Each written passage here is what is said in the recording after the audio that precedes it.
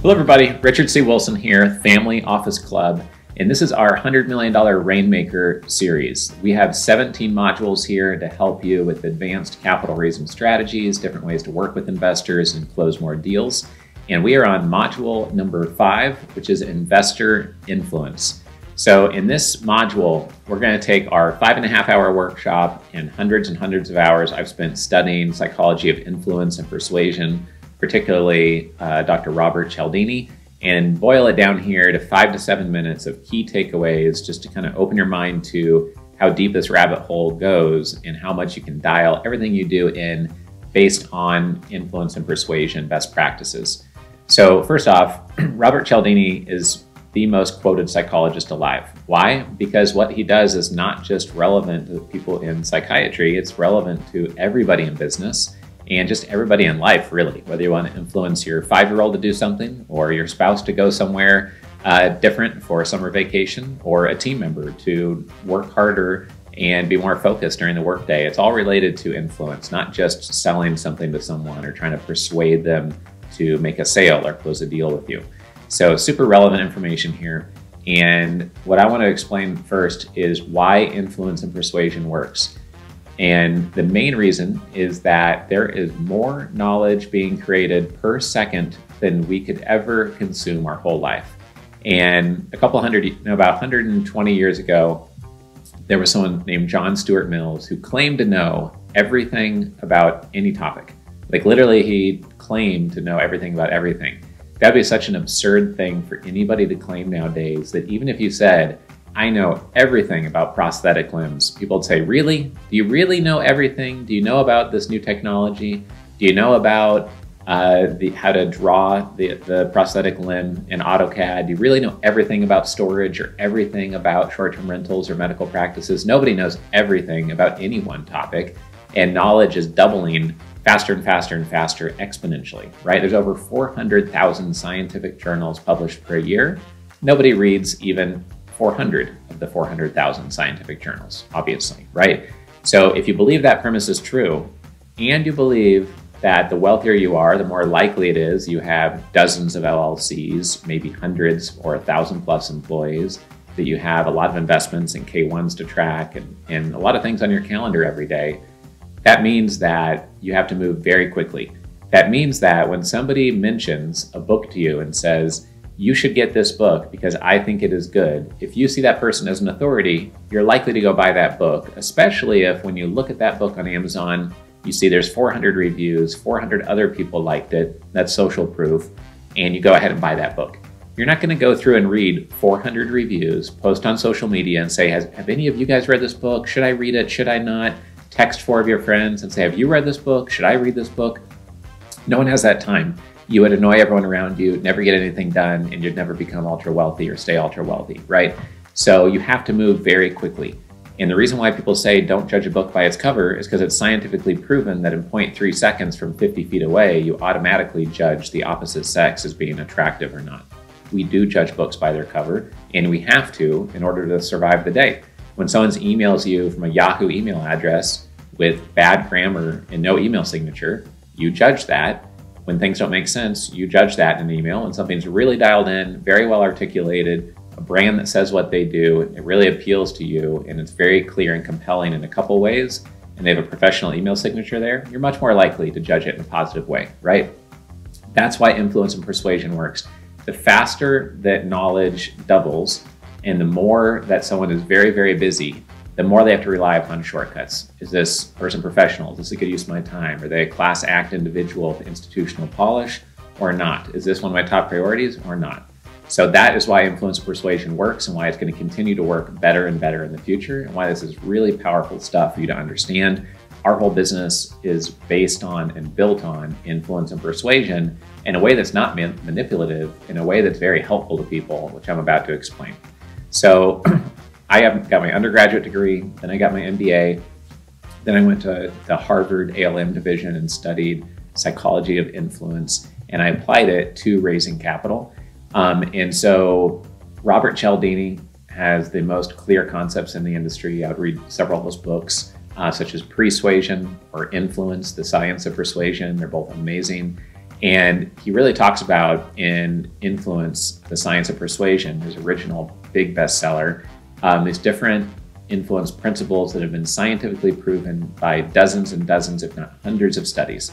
And he says that the most important ones are authority, which means people will comply with and say yes to people in an authority position faster than those in a non-authority position. That could be someone wearing a doctor's coat with the title of doctor inside of a hospital. It could be the principal at a school. It could be someone with certain types of clothes or certifications, or a book author, or someone who created a great mini-series on raising capital.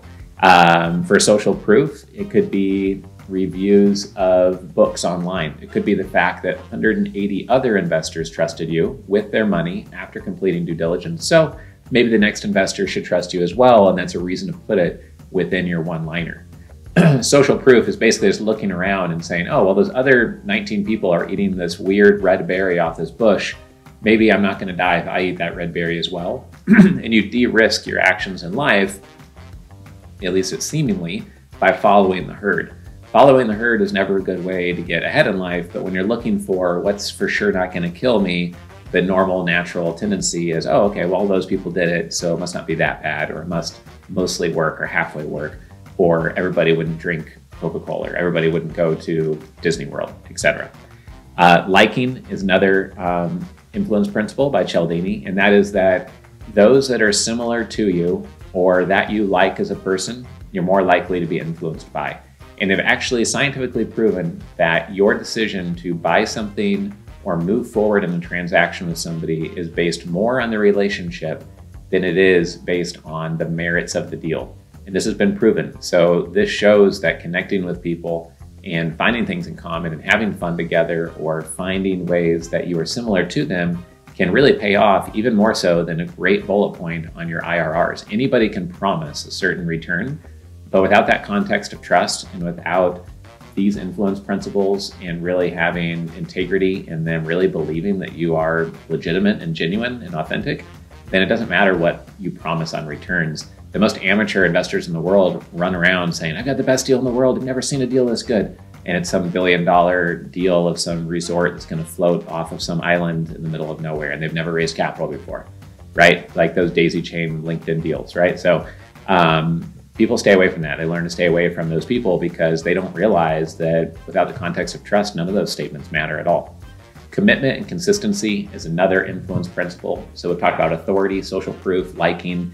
Commitment or consistency is a really big one in our industry. People want to work with those that stick around, that do things consistently, that show up consistently, that execute consistently, are consistently honest, consistently helpful, on target, always trying to help a portfolio or add value to someone.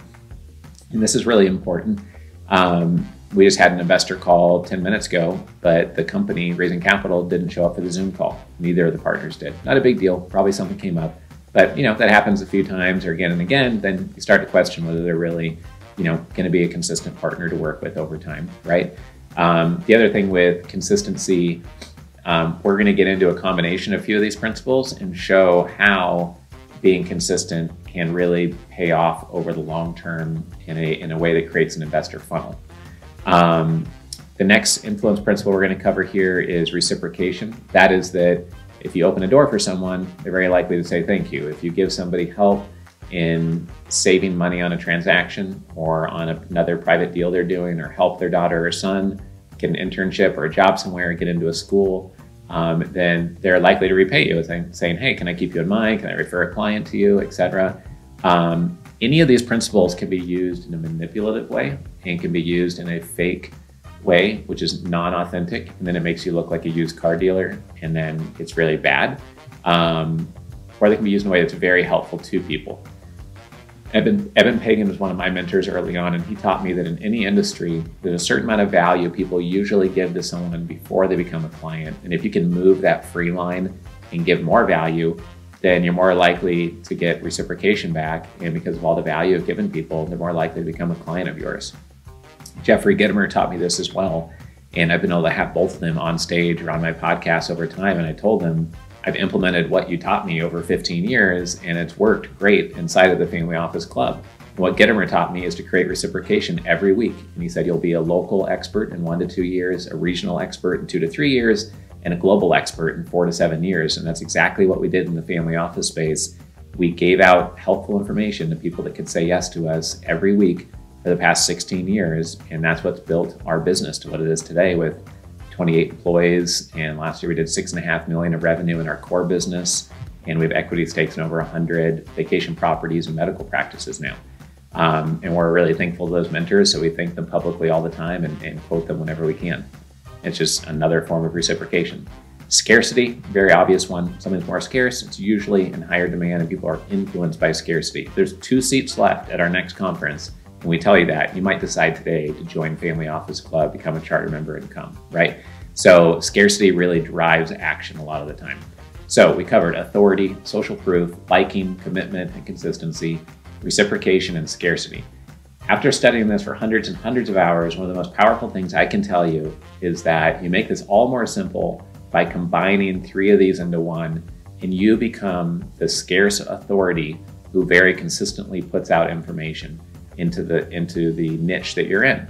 You can't focus on a niche unless you've figured out your investor demographic, right? Unless you figure out your unique position, what makes you different than competitors, et cetera, your branding. And you're not going to be seen as unique or be speaking to anyone and hitting them between the eyes with value or moving them up those 3 trust curves if you don't have these things dialed in from the first 4 modules we've talked about to this point. But if you do have those things, then you can figure out, how do I add value, provide advice, insight, document my journey to my ideal investor set, do so just once a week in some small way that will add up over time, that will position me as an authority, because eventually I'll have a white paper out or be interviewed on a podcast or have a book title or speak on stage somewhere. And doing that over and over again will show consistency and commitment to my niche. Doing that and having great reviews on what I publish will be signs of social proof. And then I'll enact mass reciprocation by spreading the knowledge I'm providing out to hundreds or thousands or tens of thousands or millions of people.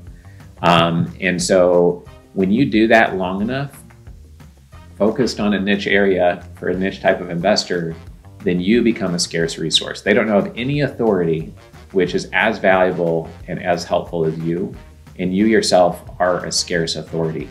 So that's how you combine these. We're going to get into that more deeply within a few of our other modules. We go really deep on that in our workshops. We don't have time to go a lot deeper than that right now. But I wanted to make sure that you hear about these different principles. You see how you can combine them very naturally by basically showing an investor similarities, how you're consistent on execution, enacting reciprocation, maybe telling them the number of investor slots left before a deal is closed, etc. And trying to enact many of them at once with whatever strategy you employ can be super powerful and super helpful. Another persuasion technique from Robert Cialdini, from his book titled that same name, is that you can go into a conversation and say, well, I think in this deal, we're going to be saving you $1 million, but obviously we're not going to charge you $1 million.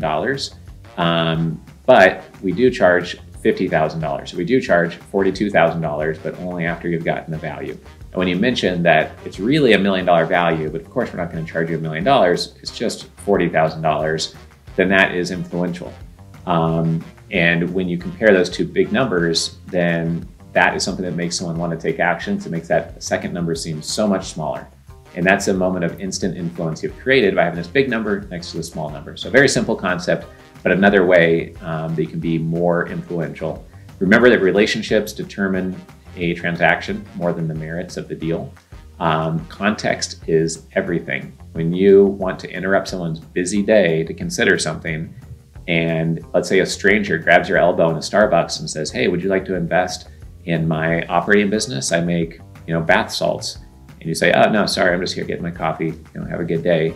The nicest, polite way you can, most likely, or politely listen a little bit and be like, oh yeah, well, shoot me an email and I'll see who the heck you are, right?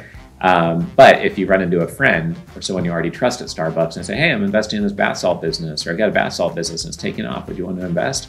You're much more likely to seriously consider that. Couple real quick things. Stephen Covey always taught that you have to be influenceable before being influential. You need to listen first, and then you can influence somebody else 10 times more effectively. Gary Vaynerchuk often says that in a world of jabbers, who are basically like in the boxing world, just jabbing all the time and trying to reach out and sell someone, he's a counterpuncher. So he listens, listens, listens, and he puts out one statement that really hits people between the eyes because he listened first.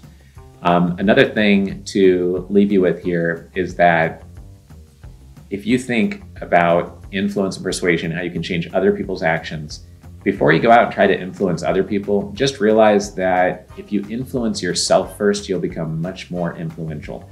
Influence yourself to be more disciplined, to be more healthy, to have a good routine every day, to convince yourself to take actions on things.